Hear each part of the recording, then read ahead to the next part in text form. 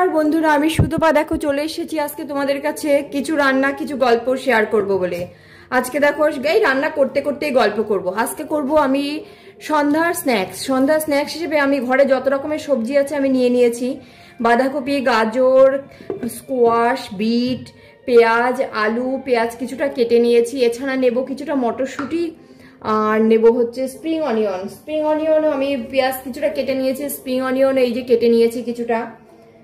এবার আর নেব আদা, রসুন, কাঁচা লঙ্কা সমস্ত কিছু দিয়ে একটা সন্ধ্যা স্ন্যাক্স বানাচ্ছি। আগে এই যে সবজিগুলো এগুলোকে আমাকে কেটে নিতে হবে। তার জন্য আমি এই বাটিটাই নেব। এই যে এইখানটায় ঘষে ঘষে আমি কিছু সবজি এখানে ঘষে কাটবো, কিছু সবজি এই কাটারটায় কাটবো। সমস্ত কিছু কেটে নিচ্ছি, কেটে নিয়ে তারপরে আবার ফিরে আসছি।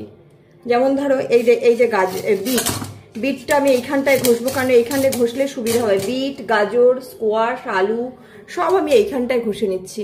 দেখো বিটটা কেটে নিয়েছে। আর হ্যাঁ, আলুগুলো কিন্তু কাঁচা আলু, সমস্তটাই কাঁচা আলু,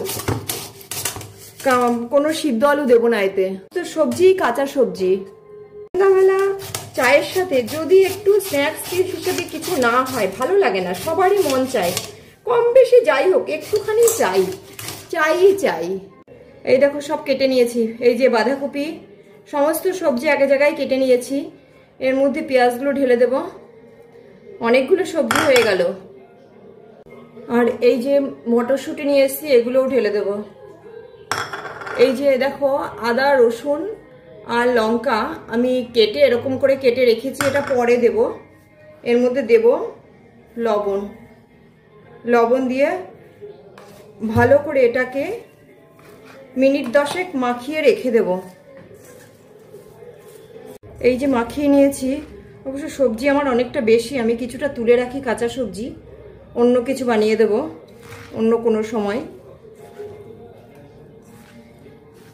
এটাকে মিনিট 10 এরকম মাখিয়ে রাখবো, তাহলে জলটা একটু গলবে। এই দেখো 10-15 মিনিট বাদে এসে গেছি।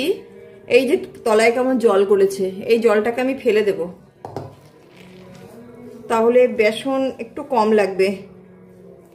সবজির চপ সবসময় ভালোই লাগে খেতে।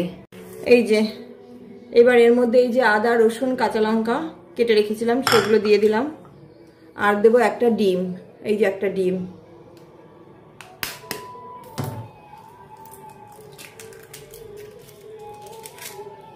ব্যাস, এইবার দেব লবণ তো দেওয়া আছে, চালের গুঁড়ো 2 চামচ চালের গুঁড়ো, 2 চামচ বেসন, পুরো 50-50 দিলাম। এবার এটা মাখিয়ে নিই আগে, তারপরে লাগলে দেব, না লাগলে দেব না। আর একটু লাগবে, আর 1 চামচ করে দিয়ে দিই।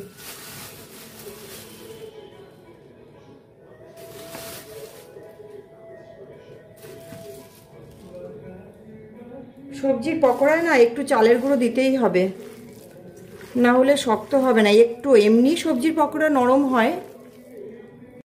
এই দেখো সুন্দর হয়ে গেছে, বাইন্ডিংটা বেশ ঠিকঠাক হয়েছে।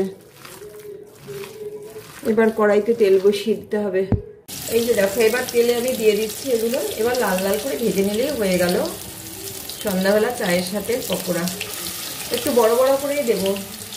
সবজির তো এগুলো খাস্তা অতটা আসবে না, কিন্তু খেতে ভালো লাগবে, একটু সফট হবে।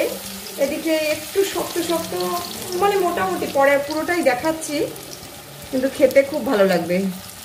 সবজির পকোড়া খুবই ভালো লাগে। সমস্ত সবজি যেহেতু মিক্সড করা থাকে সেই কারণে আর বেশি ভালো লাগে খেতে।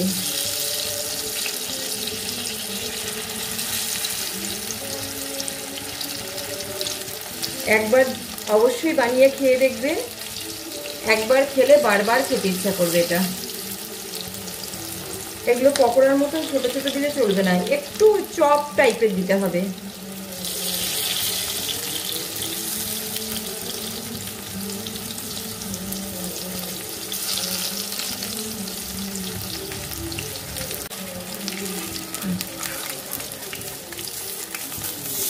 খুব বেশিক্ষণ ভাজতে লাগবে না, সবজিগুলো তো লবণ দিয়ে মাখানো ছিল, তো ওতে একটু জলটা গলে।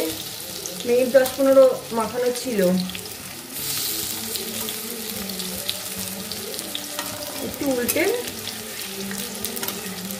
উল্টে পাল্টে একটুখানি টাইম ধরে ভাজলে 5-7 মিনিট রাখলেই হয়ে যায়।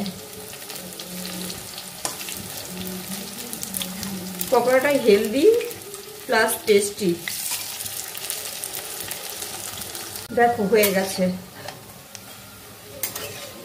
এই অবস্থায় এগুলোকে নামিয়ে দিই। আর তোমরা প্লিজ চ্যানেলটাকে সাবস্ক্রাইব করে দাও, ভিডিওটাকে একটা লাইক করে দাও।